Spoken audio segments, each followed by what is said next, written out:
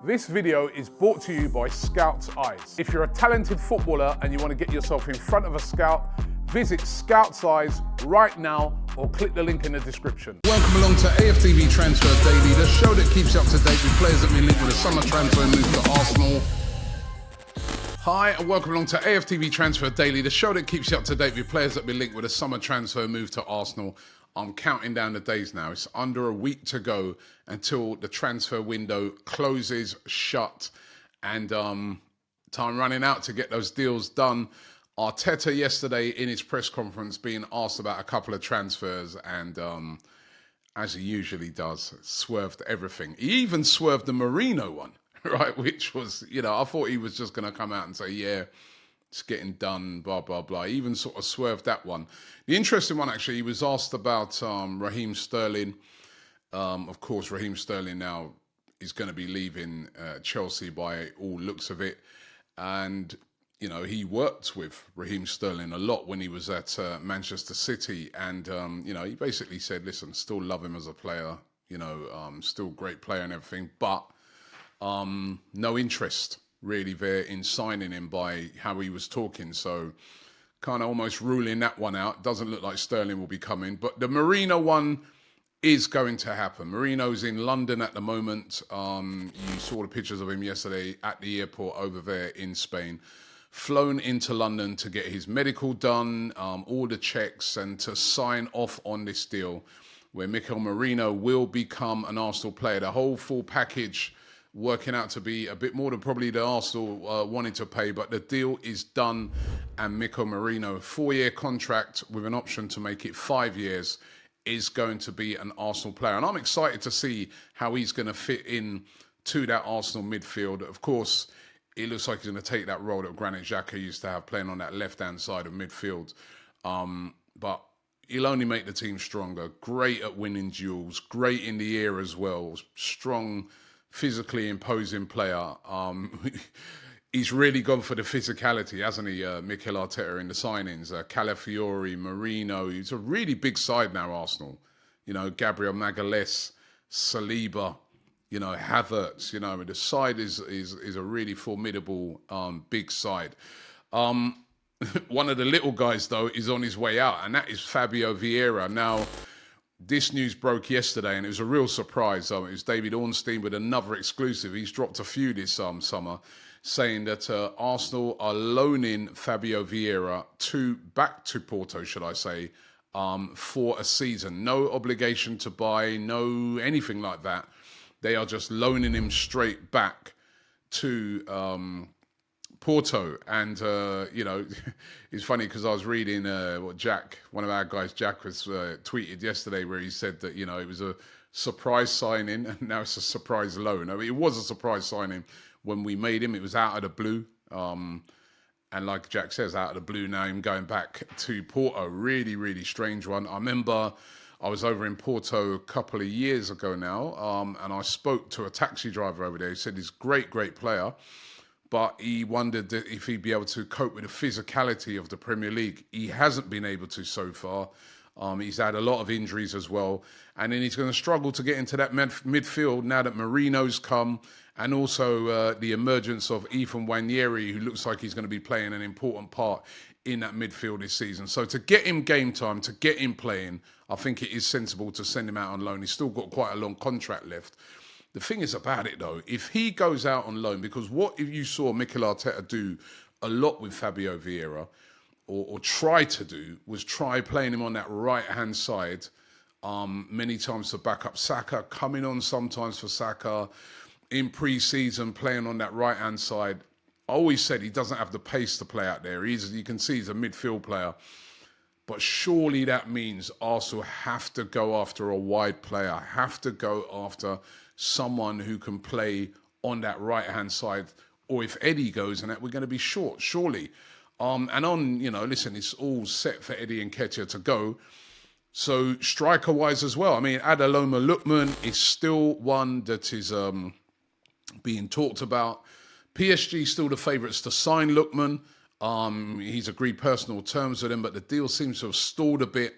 And the journalist Florian Plattenberg saying yesterday that Arsenal are keeping a close eye on the situation. Don't discount them for making a move for Lookman, who of course scored that hat-trick in the Europa League and had a great season last year. And there's also been talk from a few journalists as well that don't write off Arsenal's chances of signing Nico Williams. That is not completely dead yet. Williams, you know, all the reports are that he wants to stay at Atletico Bilbao. The other team that's been really, really interested in him have been Barcelona, but I just can't see how Barcelona in the last week will be able to find a way to sign Nico Williams because, you know, they can't even register at the moment Dani Olmo. That's despite them getting rid of Gundogan to get rid of his wages and him going back to Man City. They still are unable to register the player that they paid for £50 million for in Dani Olmo. They're still in a mess. So I don't think there's any way they can make a move for Nico Williams and hit that release clause. The only club that could probably, or one of the only clubs that could probably go in for him is Arsenal. But it's going to come down to whether Nico Williams is willing to leave or stay in this last week. All indications at the moment still saying he's going to stay. Mikel Arteta was even talking about Atletico Bilbao yesterday, but how they are able to, you know, just have all academy players literally in their side and how great they are doing that. But could Arsenal make a move for Nico Williams?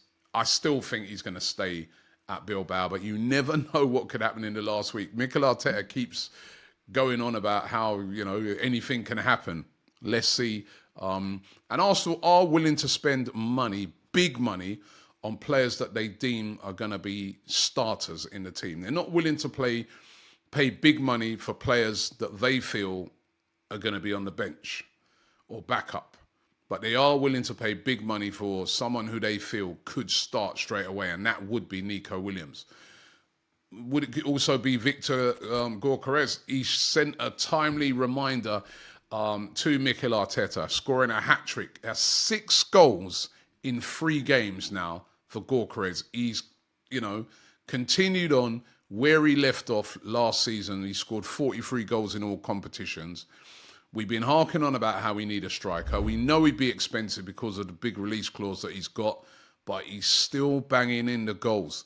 Should Arsenal make a move for him, he's still available, but the fee has to be either met or it's going to have to be a huge fee to get him away from Lisbon. But is he worth it? He's goal scoring. He's doing it week in, week out. I know it's the Portuguese league that some people are going to say, but the scoring record is very impressive.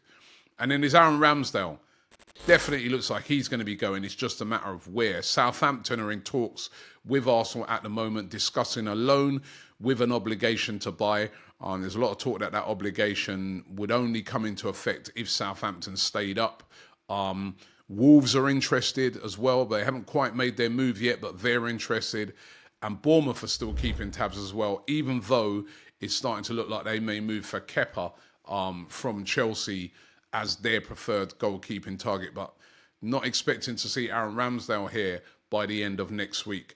And could Kieran Tierney still be here by the end of next week? Because he's injured at the moment, and I thought there's no chance that there's any way he was going to move. There's even been talk that, you know, Mikel Arteta's happy to keep him in the fold, despite the fact that I'm like, well, where would he play? You know, I mean, we got, you know, Zinchenko, Calafiori, you know, who can play in that position, Timber.